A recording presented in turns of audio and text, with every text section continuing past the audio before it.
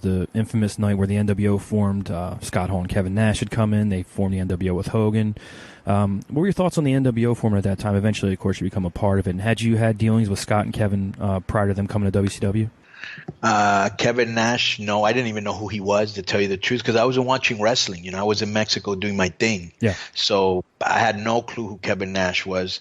I kind of had a clue who Razor Ramon was, because when I was there as Max Moon, he was also there. Oh, right. And I remember I told him, yo, I'm Cuban, and, you know, you should wear he should be wearing a 3-finger ring, which I think at one point he was wearing one. Yeah, I think in vignettes, yeah. Yeah.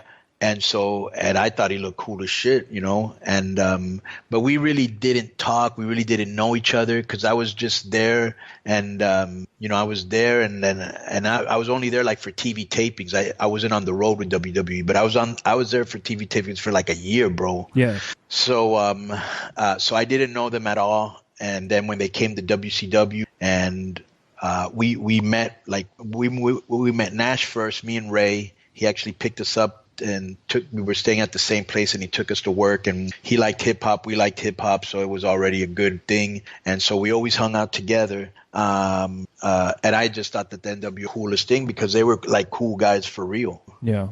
And as a fan, it was like I had stopped watching for a couple of years. You know, that 93 to 96 is kind of when the American wrestling went down a little bit. You know, people watching and bro, cool let me tell you this: the cool factor, which there's absolutely no way you can put that on somebody. You either are or you aren't. Yeah. But there's no way they would have been that popular if they weren't really cool. You know, The Rock would never be that popular if he wasn't really that way. You know, he's a real cool dude. You know what I'm saying?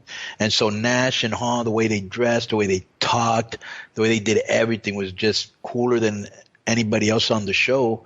And so, you know, the fans can see that, and they gravitated towards him. Plus, they had the sweet catchphrases, too sweet, and hey, yo, and, you know, NWO for life, all that shit, you know. Yeah. And people that listen to hip hop at that time, like in the 90s, like, you know, you hear For Life, you think Mac 10 and stuff like that. You're like, oh, these guys are listening to, you know, what I. They were listening to Mac 10. That's where they got it from. Now, when you joined the NWO, I think, you know, that the character you were portraying at the time and stuff, it added to that street cred that Hall and Nash also brought to it. Was that was joining the NWO? Was that something that you pushed for, or was it like Kevin, because you guys were buddies and he was like, hey, listen, he'll fit really well, or was it Eric? Like, how did that come about? No, it definitely wasn't Eric.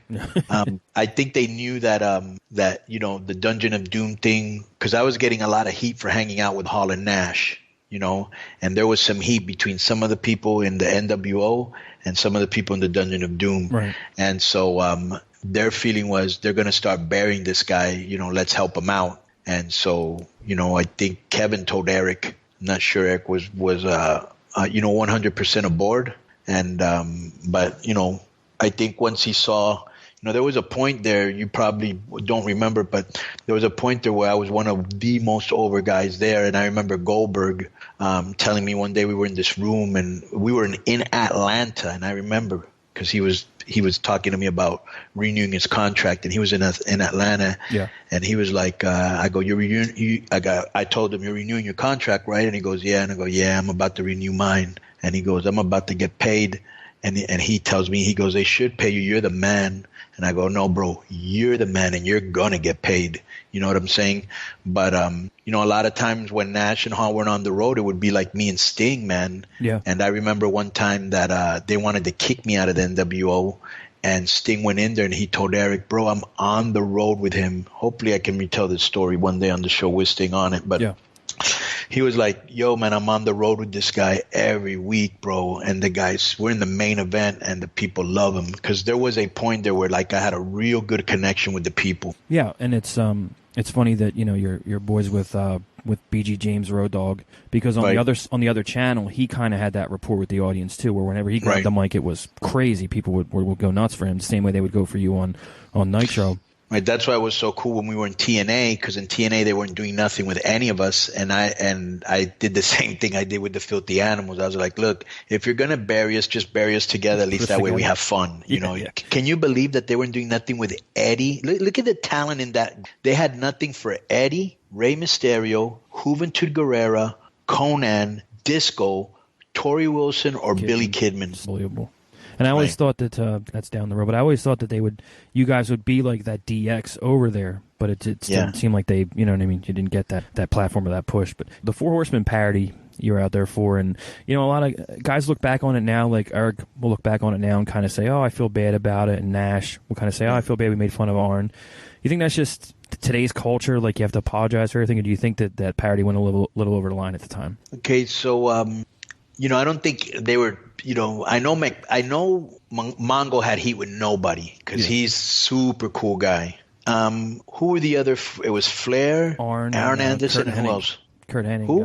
Buff Bagwell came out as Kurt Hennig. No. But who were the Four Horsemen that we made fun of? It was Flair, Mongo, and then who was Hennig, the fourth guy? And then Hennig, because Benoit was in it, but nobody came out as Benoit. Mongo, okay, Flair, so Benoit had no heat with anybody, right? Mongo had no heat with anybody, but Flair and Anderson did have heat with, I guess, Nash and Hall and maybe Pac. Yeah. Okay. So it was his way of, burying him, because I'm sure that they did something behind the scenes to fuck with Nash.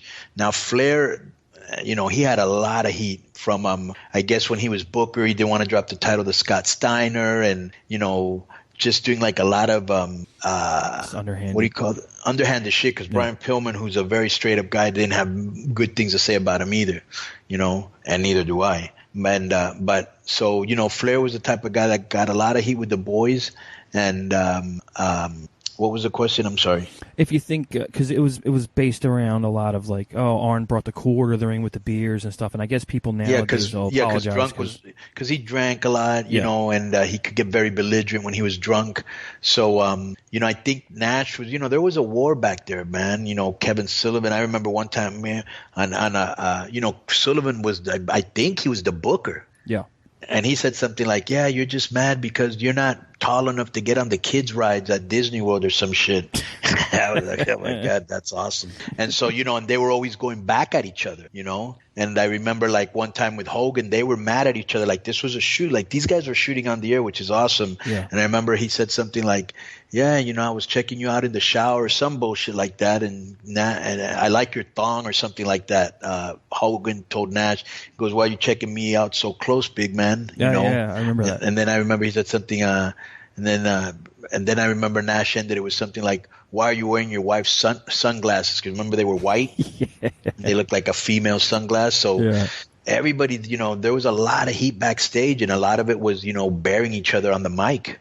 And, as you mentioned, like when guys portray characters that are closer to themselves, people can tell it works better. It's the same thing with if guys really have heat. If you can't tell on the air, then they kind of hint at it, and it just works better. And one of those situations was when the NWO split, because there was the real heat between Nash and Hogan, and you had the Nash side and the Hogan side. Of course, you wound up with the Wolfpack. And it didn't seem like the two NWOs ever really had that final battle and stuff. Do you think Wolfpack was handcuffed because Hulk had all that creative control? That could have been, but I think we just had a lot of heat with Eric. Nash had a lot of heat because Nash didn't give a shit, and he had a lot of power, and they knew that if Nash left, Hall would leave. You know what I'm saying? Yeah. And so he was always pushing the envelope, and he didn't give a fuck. Luger had a lot of heat, and he had power, and he didn't give a fuck. Macho Man really didn't have any heat. Who was the other guy that was Sting never had any heat, and I had mega heat. And I had more heat than the other two because Eric was like, okay, these guys are stars. Who the fuck are you? You know what I'm saying? And I was always kind of like, I'm not a star, but you're still not going to disrespect me. You know what I'm saying? And so that got me extra heat. You know what I'm saying? That in his eyes, I didn't know my place. Yeah, I mean, so that was another reason why they didn't do anything. We just had too much heat with Eric. It made me. I didn't have this written down. It makes me think. Weren't originally you supposed to head the LWO and then went to Eddie? What was the reason for the change? Because they wanted to put you in the Wolfpack. Right. Okay, I got you. Now that we mentioned the Wolfpack, I wouldn't want to get past that without asking about what it was like to work with Macho Man Randy Savage and some of your favorite memories of that time that he was in the Wolfpack with you. He's just a very intense, weird dude, and I was a big Macho fan growing up. I loved everything he wore. I loved everything he did, bro. Just he was very intense all the time. somebody that had drank 20 cups of coffee and, you know, I don't know, maybe some meth. I don't know, bro. He was always like, you know, very, what would be the word? Paranoid? Intense. You hear just paranoid intense. a lot. Yeah. Intense. And he was very paranoid too, but he was always intense. You know, I didn't really work with him that much in the ring. I hung out with him more on the outside, and he was just a guy that was I remember there was this song that Madonna did, and there was some guy that rapped in it, and I was like we were messing with him, and we were telling him that the guy was imitating Macho Man's voice, you know, and he got really hot, you know, and he wanted to find out who that rapper was.